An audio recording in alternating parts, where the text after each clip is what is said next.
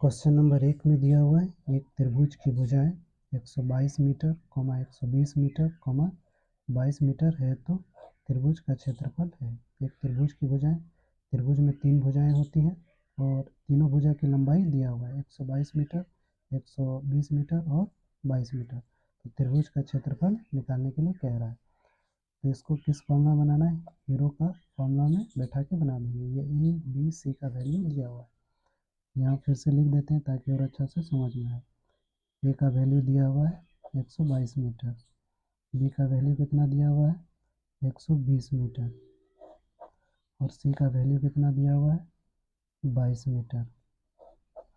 S बराबर formula क्या होता है? A plus B plus C bye 2। ए का वैल्यू 122 प्लस बी का वैल्यू 120 प्लस सी का वैल्यू 22 बटे 2। 122, 120 और 22 को जोड़ लेंगे तो कितना हो जाएगा 264 बटे 2।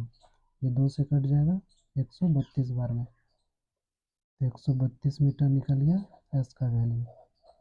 इसके बाद यहाँ लिखना है त्रिभुज का क्षेत्रफल बराबर, इसका फॉर्मूला क्या होता है? Root under S into S minus A into S minus B into S minus C. इसमें बैठा देना है, रूट देना है। एस का वैल्यू कितना निकाल लिए हैं 132, ब्रैकेट है ब्रैकेट देंगे, एस है, एस का वैल्यू 132 माइनस ए का वैल्यू 122,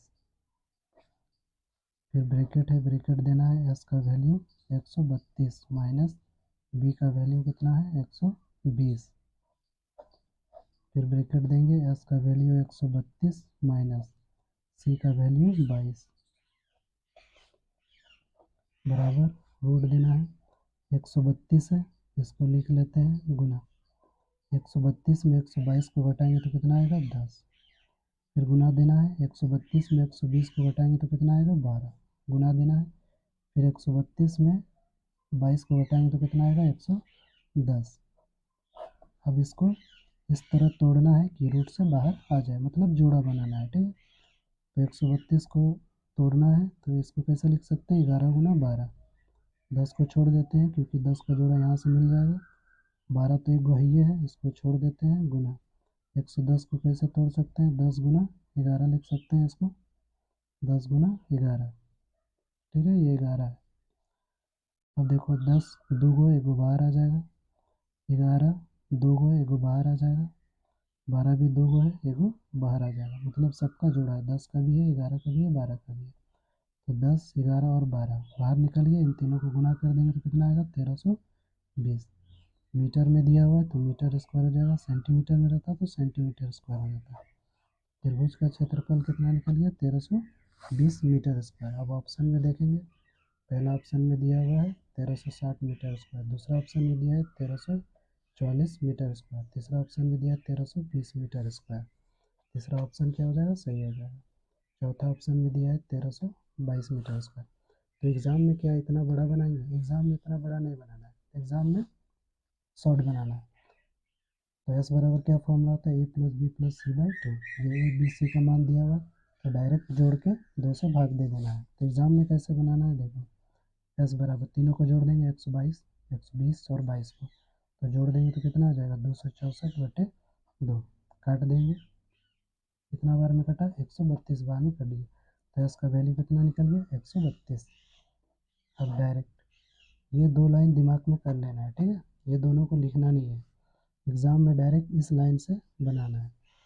तो ये याद होना चाहिए, S into S minus A into S minus B into S minus C. तो एस का वैल्यू क्या है 132 गुना एस माइनस ए, एस का वैल्यू निकल गया 132, 132 से 122 को घटाएंगे तो कितना आएगा 10 गुना, फिर एस माइनस बी है तो 132 में 120 को घटाएंगे कितना आ गया 12, यहाँ डायरेक्ट 12 लिखेंगे, ठीक है। 132 में सी का वैल्यू को घटाएंगे मतलब एस माइनस सी, तो कितना आएगा 132 में 22 को घटाएंगे तो कितना आएगा 110। बस इसको तोड़ लेंगे, इस तरह तोड़ेंगे कि रूट से बाहर आ जाए, मतलब जोड़ा बनाएंगे। तो 132 को कैसे तोड़े थे? 11 गुना 12, 10 को छोड़ देंगे क्योंकि 10 का जोड़ा यहाँ से मिल जाएगा, 12 एक गो है, 12 को नहीं तोड़ेंगे। 110 को कैसे तोड़ सकते हैं, 10 गुना 11। देखो 10 दो गो है, एक गो बाहर, 11 दो गो है, एक गो बाहर हो जाएगा, 12 दो गो है मतलब 12 का जोड़ा है, तो एक गो बाहर आ जाएगा। 10 11 12 सबको गुना कर देंगे, कितना आ जाएगा 1320। मीटर में रहेगा तो मीटर स्क्वायर, सेंटीमीटर में रहेगा तो सेंटीमीटर स्क्वायर। तो एग्ज़ाम में बस इतना और इतना कैलकुलेशन करना है, समझ में आ गया। लेकिन एग्ज़ाम में इतना छोटा कैलकुलेशन तभी कर पाएंगे जब ये सब पूरा क्लियर हो, यानी कि ये सब पूरा ठीक से समझ में आ गया हो। समझ में आ गया, एग्ज़ाम में बस इतना और इतना कैलकुलेशन करना है। क्लियर हो गया, पूरा अच्छा से समझ में आ गया।